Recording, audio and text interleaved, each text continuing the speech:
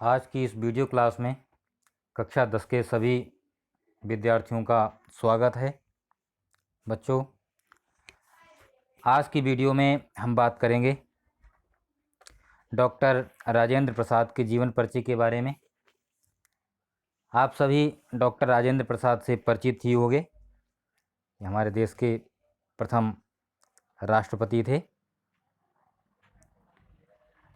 सबसे पहले इनके जीवन परिचय से संबंधित कुछ विचारणीय स्मरणीय बिंदु। इनका जन्म 1864 ईस्वी में, जन्म स्थान जीरादेई, छपरा जिला, बिहार प्रांत। मृत्यु 28 फरवरी सन 1963 ईस्वी। भारत के राष्ट्रपति रहे।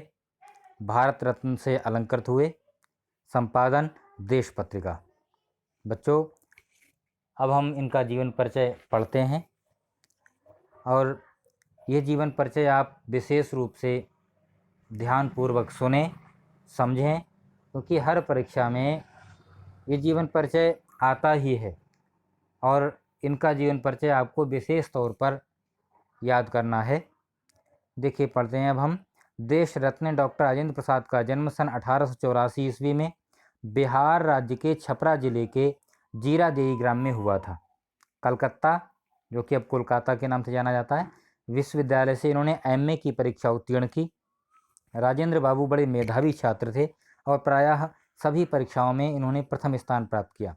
मुजफ्फरपुर के एक कॉलेज में कुछ दिन अध्यापन कार्य करने के पश्चात सन 1911 से 1920 ईस्वी तक राजेंद्र बाबू ने क्रमशः कलकत्ता तथा पटना हाई कोर्ट में वकालत की, परंतु गांधी जी के आदर्शों, सिद्धांतों तथा आंदोलनों से प्रभावित होकर सन 1920 ईस्वी में इन्होंने वकालत छोड़ दी और पूर्ण रूप से देश सेवा के कार्य में लग गए।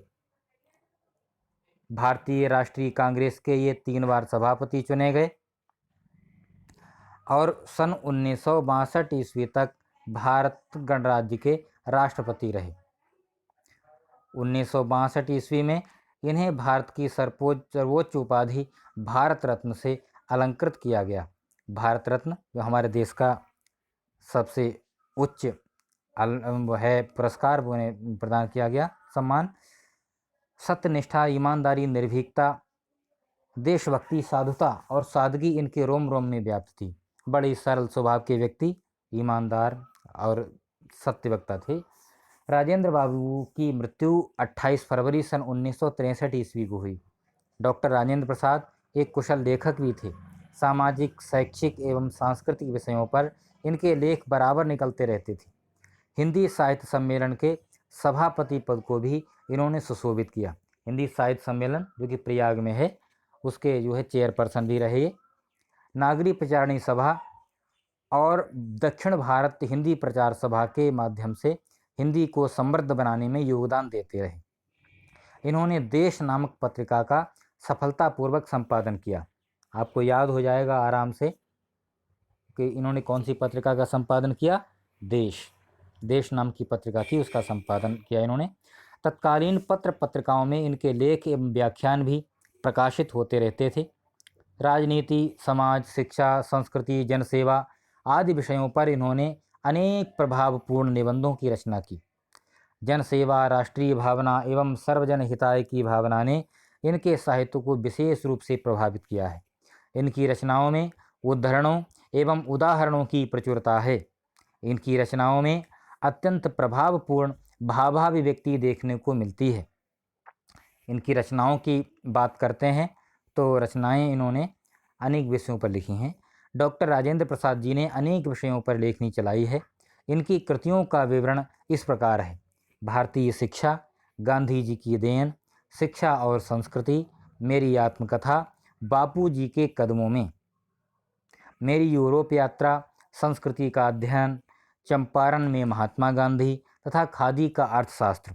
इनके अतिरिक्त इनके भाषणों के भी कई संग्रह प्रकाशित हुए हैं।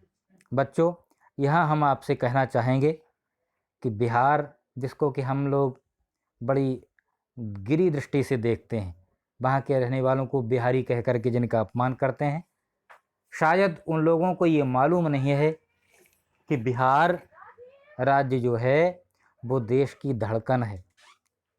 खनिज संपदा वहाँ प्रचुर मात्रा में है। अनेक IAS, IPCS, sorry IAS, IPS और PCS जैसे पदों को सुशोभित करने वाले लोग वहीं से निकलते हैं। बॉलीवुड के अनेक कलाकार बिहार से ही हैं।